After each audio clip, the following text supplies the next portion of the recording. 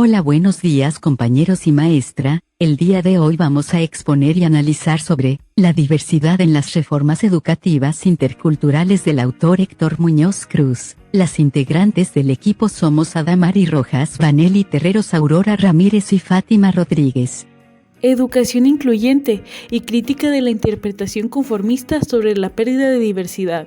Como primera perspectiva analítica por considerar es en las discusiones latinoamericanas pioneras de finales del siglo XX sobre desarrollo social incluyente, pluralidad en política e interculturalidad en la educación básica. Se trata de propuestas alternativas a favor de las poblaciones indígenas que pusieron un clarísimo énfasis en la vinculación de las alteridades socioculturales y particularismos entolingüísticos con la democratización y el derecho, la transformación hacia la calidad y pertenencia de la educación nacional y la lucha contra la pobreza y las desigualdades. En la definición de políticas educativas en regiones indígenas, agencias internacionales y gestores o investigadores de la educación intercultural bilingüe discrepan a menudo a propósito del peso específico que se le debe asignar a la diversidad. Al respecto, Luis Enrique López señala: sorprende que ni la lengua propia ni el recurso a contenidos de las culturas minorizadas sean consideradas como factores o variables que intervienen en las escuelas eficientes en el tercer mundo, el que, como se sabe, constituye un contexto predominante multilingüe y pluricultural. Las diversidades culturales y sociolingüísticas se simplifican exageradamente y se interpretan a través de unas oposiciones con un inequívoco sentido reduccionista, tales como mundo urbano versus mundo rural, comunidad de habla hispánica versus comunidad india. En esta misma dirección, Guillermina Herrera señala que el conocimiento de las diferentes culturas, la apertura al mundo exterior y a lo universal, el respeto por la diversidad, el aprecio por lo distinto, son componentes fundamentales de la educación intercultural y valen por igual para indígenas y no indígenas en un mundo compartido.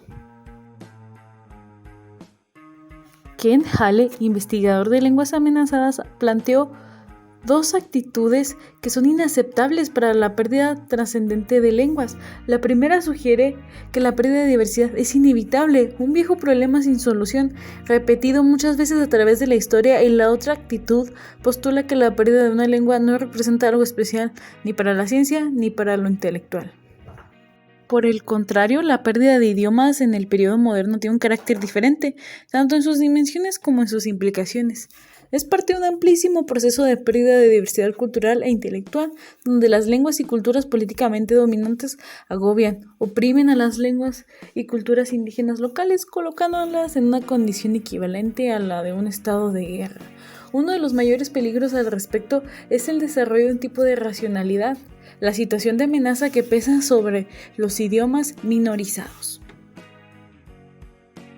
Para contrarrestar esta distorsión será necesario comprender los factores contemporáneos de la pérdida de lenguas, rechazando la concepción de que es una condición normal del mundo moderno, y desencadenar un proceso de fortalecimiento del lenguaje en las comunidades directamente afectadas por la pérdida de lengua.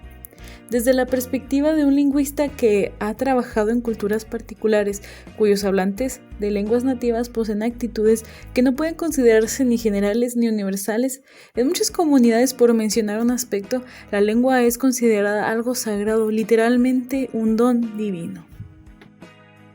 Se puede considerar la pérdida de una lengua particular, o más aún un grupo de lenguas, como una destrucción catastrófica. Afirmaciones tales como, así como la extinción de alguna especie animal disminuye en nuestro mundo, lo mismo ocurre con la extinción de algún idioma. La humanidad es notablemente más flexible en lo que respecta a la preservación de la diversidad. Mientras mueren diversas culturas, siempre están sugiriendo otras. En síntesis, se requiere una prioritaria orientación ética, una auténtica vocación pluralista para conocer y valorar el papel de la diversidad de la multiculturalidad interdependiente, que ya alcanzó todas las latitudes del planeta. Lectura demográfica de la diversidad. Una segunda perspectiva de análisis es la interpretación de las tendencias de la diversidad sobre la base de los censos generales de población. Javier Albó publicó en 1995 la monumental obra Bolivia Plurilingüe. Esta pues es una guía para planificadores y educadores donde la diversidad es desentrañada a través de la demografía para fines educacionales. Aquí en esta tabla podemos observar que de 1976 a 1992, un rango de 16 años, es muy notoria la tendencia poblacional hacia una mayor difusión y aprendizaje de la lengua castellana, como resultado de diversos factores, entre los cuales se identifica la expansión del sistema educativo y las migraciones hacia las áreas urbanas. También nos dice que hay muchos aspectos que deberíamos aprovechar del trabajo de Javier Albó. Él tan solo como que quería llamar la atención sobre su intento de establecer tendencias generales en torno al desarrollo cuantitativo de la población hablante de los idiomas indoamericanos, las que pueden permitir formular predicciones de alcance continental. María Teresa Pardo, investigadora de CIESAS Oaxaca, ha formulado reflexiones y resultados convergentes al contexto andino.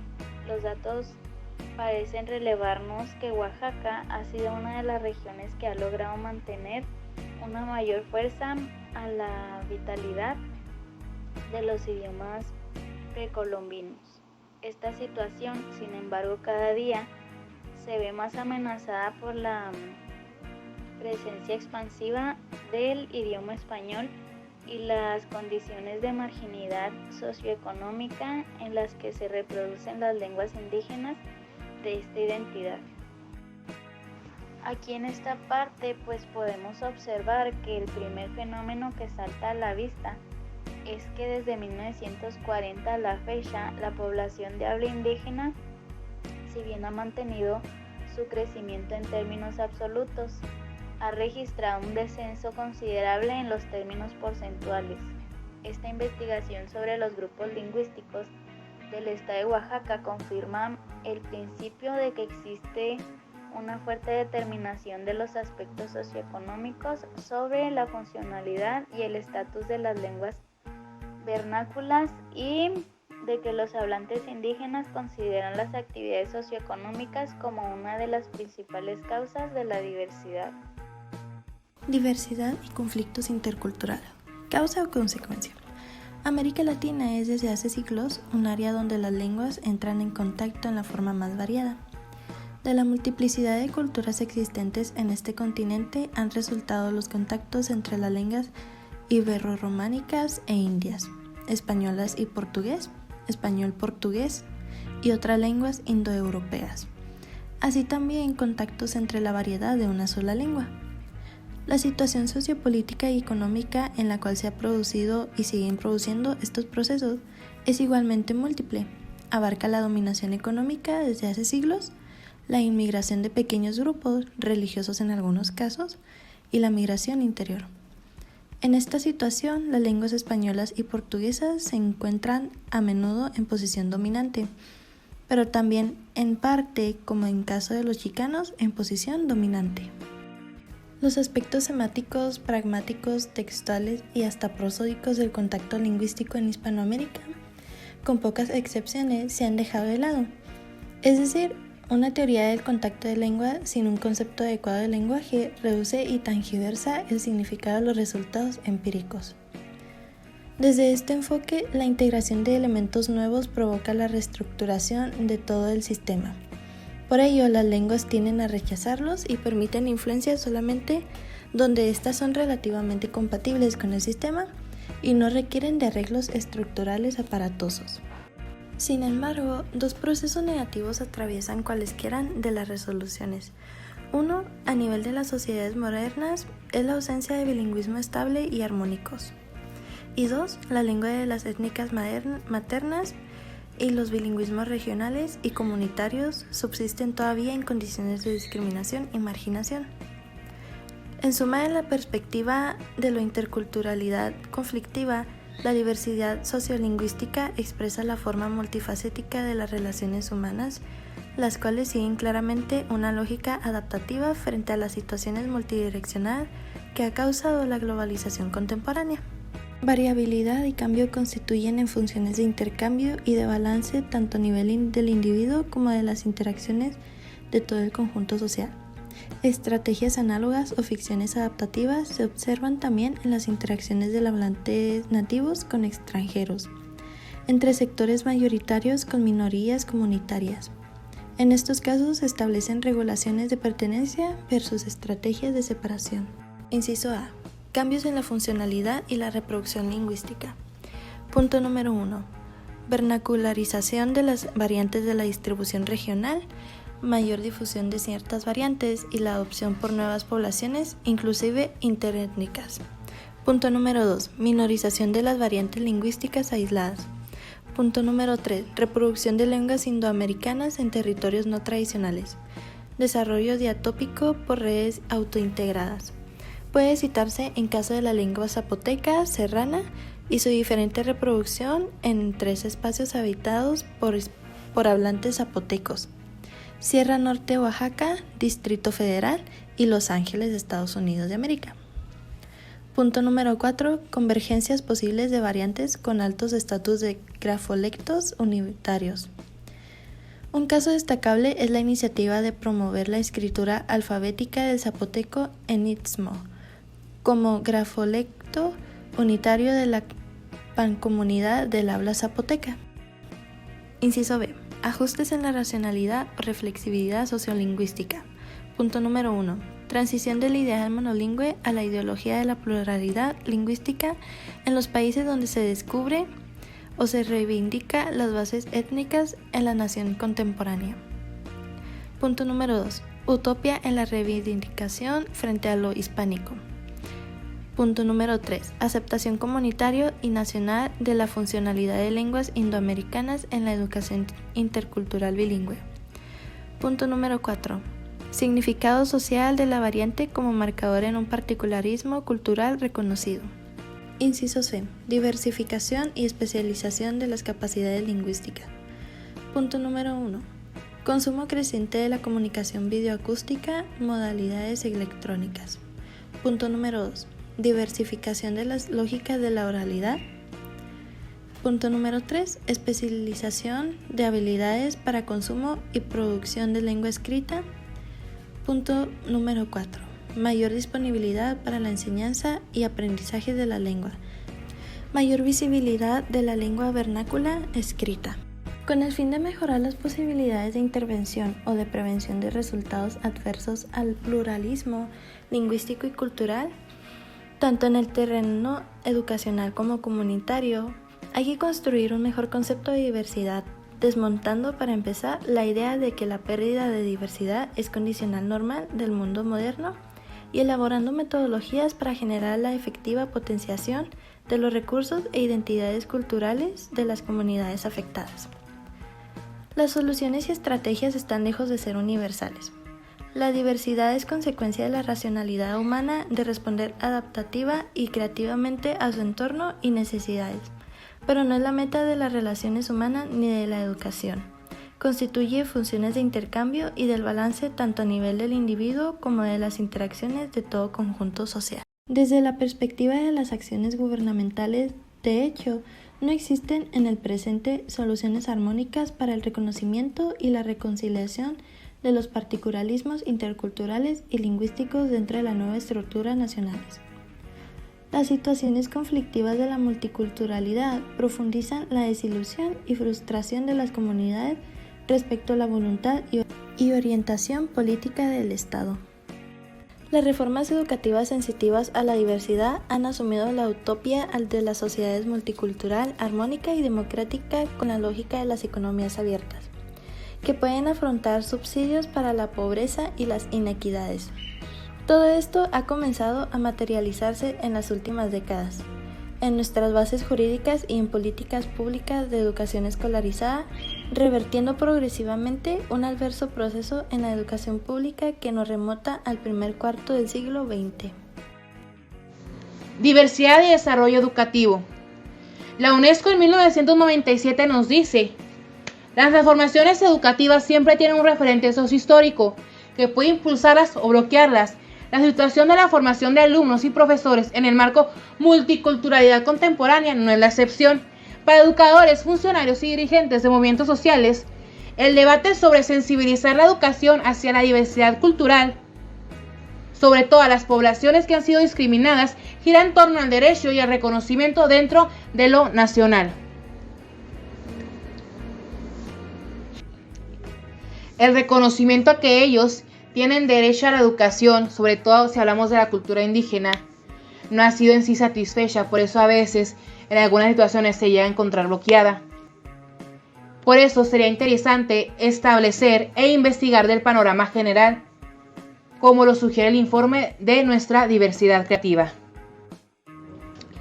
Las alteridades sociales y sus organizaciones, como las etnias, inmigrantes, géneros, idiomas y religiones, negocian con los gobiernos centrales el derecho a la ciudadanía y la pertenencia de las políticas públicas. Por lo tanto, la apertura y el pluralismo de las políticas públicas, culturales y educativas a corto plazo dependerán más bien de negociaciones políticas que tienen que dar razones educativas de la calidad, equidad y pertenencia. Hasta el momento se ha abusado de plataformas sociopolíticas y descriptivas para autorizar la necesidad de transformar el sistema, los modelos académicos y las prácticas escolares en torno a la diversidad. Lo mejor será abrir paso a la gestión de la educación multicultural para enganchar el compromiso y la creatividad que demuestran muchos maestros al dar la clase y al hacer sus planeaciones. En la educación escolarizada parece darse la imposibilidad de construir un proyecto de desarrollo coherente y una visión plural diferenciada del sector educativo que diga los cambios socioculturales en las realidades escolares de las comunidades base. Se poseen nuevos parámetros para discutir la reforma de la educación, nuevas tendencias del sistema educacional y acciones institucionales que tienden a ofrecer la educación básica a quienes lo requieran. También nuevas tecnologías para la elaboración de materiales didácticos, especialmente de libro de texto. Todo esto para tener una eficacia y excelencia académica. Con propósitos evaluativos y de planificación, se ha originado cierto interés por los pueblos indígenas, los cuales orientan principalmente a los paradigmas de la educación indígena escolarizada, a fin de sustentar el carácter progresivo y alternativo de la doctrina intercultural bilingüe. A esto se le hace dos advertencias. La primera de ellas es la preocupación en el diseño de acciones y proyectos de desarrollo educativo innovador y diferencial promovidos por agencias internacionales. Y el segundo es cooperar con nuevas teorías y modelos educativos.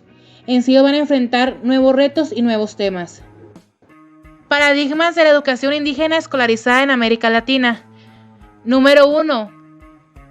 La diversidad como problema, educación bilingüe. La cultura como la lengua indígena son considerados obstáculos para la incorporación de los pueblos indígenas a la sociedad. Se flexibiliza el acceso a la educación y comunicación mediante estrategias bilingües de transición al mundo e idioma hispánicos. Número 2. La diversidad como recurso, educación bilingüe bicultural. Se caracteriza como recurso, permite el acceso de las mayorías a la educación y al desarrollo industrial. La número 3. La diversidad como derecho, educación intercultural o multicultural bilingüe. Se caracteriza como derecho. Una de las circunstancias relevantes de esta educación alternativa es la negociación o discrepancia no terminada entre las instituciones educativas y los movimientos y organizaciones indígenas. Desde un modelo de desarrollo educativo integral aprendemos a identificar, ampliar nuestra comprensión y también a relativizar los discursos de los distintos sectores acerca de las políticas públicas, los cuales proveen de principios y condiciones ideológicas para promover un cambio educativo que busca establecer nuevos términos con el desarrollo económico y político en que la democracia de nuestros países encontrará en la educación intercultural y bilingüe uno de los principales instrumentos para su consolidación. Objetivos globales de la política educativa relacionados con la diversidad: equidad, suficiencia, acceso, calidad, eficiencia interna, eficiencia externa y valores.